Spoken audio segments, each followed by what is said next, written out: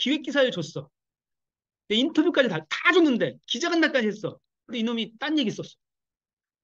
어떡하지? 고쳐야 될 것 같아. 우리가 주긴 줬는데 우리가 잘못 줬어. 숫자를 잘못 썼어. 어떡하지? 300만 불 수출의 탑인데 30만 불 수출의 탑이라고 썼어. 어떡하지? 자, 이런 상황이 온단 말이에요. 항상 우리 보도자료 쓰다 보면 그러면 기사를 정정하거나 삭제 요구를 하는 경우가 있습니다. 자, 근데 여기 딱 써 있죠?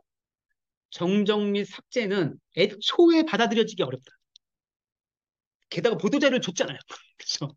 우리가 보도자료를 검수하지 않고 줬다는 우리의 애초에 규칙 사유가 있어요. 그러면 언론사들은 그냥 면책 사유가 있다고 생각을 해버려. 그러니까 보도자료 준 쪽이 문제지 뭐 내가 문제인가? 라고 돼버리는 거예요. 이게 오래전 기록에 의한 문화를 갖고 있는 언론사들이 갖고 있는 고자세 문화. 왜냐면 자기의 면책은 기록되고 나면 어떻게 할 수가 없잖아요. 원래 바꿀 수가 없잖아. 판이 바뀌지 않는 이상. 지금은 이제 디지털이니까 바꿀 수 있는데도 불구하고 기록은 원래 바꾸면 안 된다. 기록을 바꾼다는 건 조작이라는 거잖아요.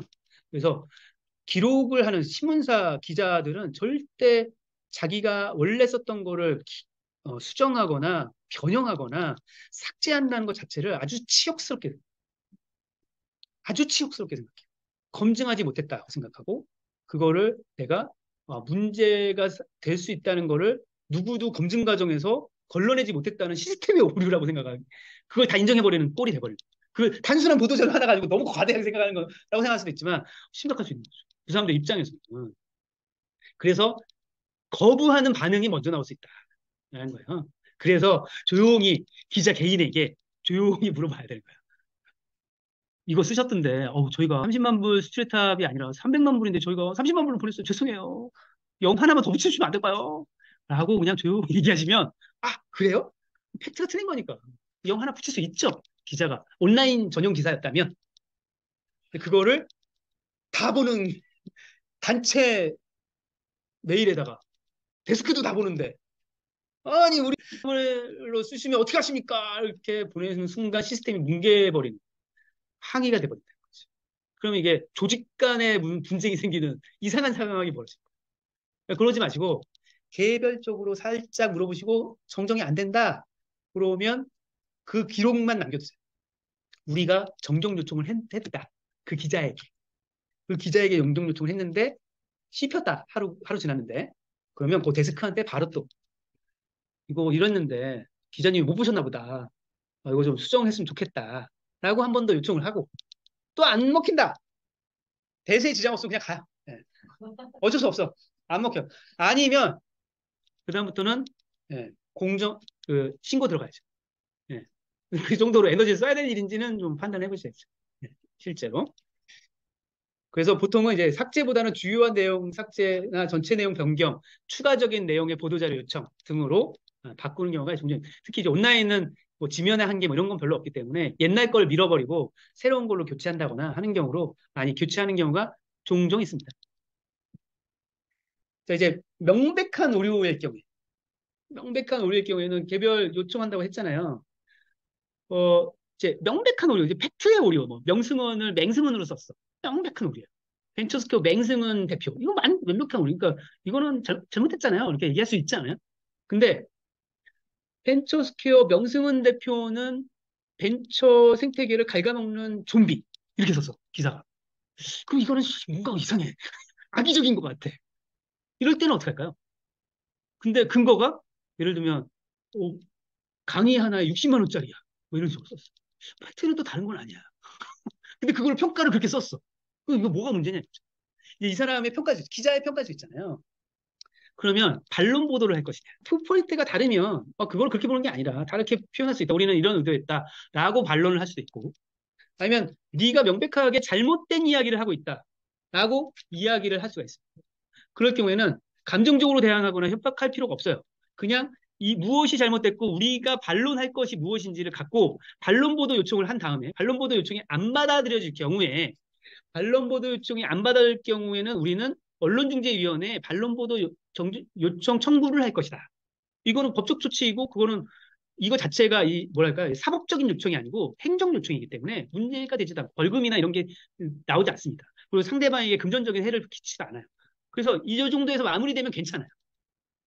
근데 그래서 뭐 그래 뭐 우리도 포인트를 썼고 이제 반론은 반론대로 썼어. 끝. 에이씨 알았어. 오케이 그럼 둘 다 노출됐어. 끝. 이렇게 할 수도 있겠죠. 근데 명예훼손 업무방해 악의적인 경우에 그 다음에 두 번째 기사 봤어. 그럼에도 불구하고 명승은 뭐 문제가 많더라. 명승은 축적된 자산이 그렇게 많은데 뭐 응? 등골을 빼먹는 투자자였어. 뭐 하면서 뭐 2탄, 3탄 안 올렸어. 이거는 그냥 누가 봐도 명승을 죽이려고 하는 그런 기사야. 이럴 경우에 있잖아요. 이거는 그냥 악의적인 거잖아요. 그냥 악의에 의한 대응인 거예요. 그 사람의 힘과시. 그 미디어가 그런 힘과시를 할 때는 맞대응을 할 필요가 없어요. 맞대응을 할 필요 없습니다. 맞대응하면 그 사람을 이길 필요도 없고 그 사람한테 질 필요도 없는 상황이 되는 거예요. 그때는 변호사를 찾아가. 그 증거 그대로 남겨서 두 가지가 걸리는데요. 하나는 사실 적시에 의한 명예훼손, 정보통신망법에 의해서는 허위 사실에 의한 명예훼손, 사실에 의한 명예훼손은 형사법이고요. 정보통신망법에 의한 허위 사실에 의한 명예훼손도 그 형사법에 걸리는 상황이에요. 그 다음에 이거에 대해서 명예훼손이 확실하다면 우리는 명예훼손에 의한 손해배상 청구를 하는 민사 청구를 할 수가 있고요. 그 다음에 우리는 사적인 기관일 경우에는 업무방해 혐의를 걸어서 업무방해 그걸로 피해를 봤다 우리가. 예를 들면 광고 수주를 한 달에 1억 원씩 했었는데 이것 때문에 전과 후가 확 줄었다. 그러면 5천만 원 우리 손해봤다. 라고 주장하며 5천만 원에 대해서 업무방해 혐의로 청구를 하고 업무방해에 대해서 소를 걸고 다시 또 손해배상을 별도로 청구합니다. 그래서 변호사가 그게 가능한지 여부를 명확하게 팩트 체크를 해서 하고 그냥 청구를 하면 된다. 그러면 합의 요청이나 이런 게 와요. 대부분 언론사들이 합의 요청이 옵니다. 삭제해주면 되냐? 오거나 뭐 아니 반론해주면 돼? 뭐 이렇게 오거나 아니면 뭐 어떻게 하면 돼? 오거나 아니면 싸워! 하면 우리가 당당하면 그냥 끝까지 가시면 되고요. 보통은 6개월에서 2년까지 그 에너지를 쓸 수 있으면 쓰시고 필요 없다 그러면 대부분 이제 상대가 누구냐에 따라 달라져요. 피해 정도가 누구냐에 따라 달라집니다. 솔직히 제가 말씀드린 건 작은 사례잖아요. 5천만 원에 명승은 그까이 거면 문제 안 되는데 뭐 이게 단위가 뭐 100억 단위다, 50억 단위다. 근데 뭐 내가 막 무슨 사회적 지위가 무슨 뭐 공기관 기관장이다. 이런 문제가 좀 달라지죠. 뭐 국회의원을 내년에 나가 출마해야 되는 사람이다. 문제가 심각해지는 거죠. 이럴 때는 죽도록 한번 싸워줘야 돼요. 그럴 때는 뭐 이슈를 각오하고 한번 싸워줘야 된다. 그래서 저는 이제 언론하고 안 싸우는 게 예전엔 도리였는데 요즘에는 언론하고 싸우지 않는 게 도리는 아니다. 그냥 우리는 있는 그대로 팩트대로 하되 대신 감정 조절을 해줘야 된다. 감정 조절을 해줄 필요는 있다.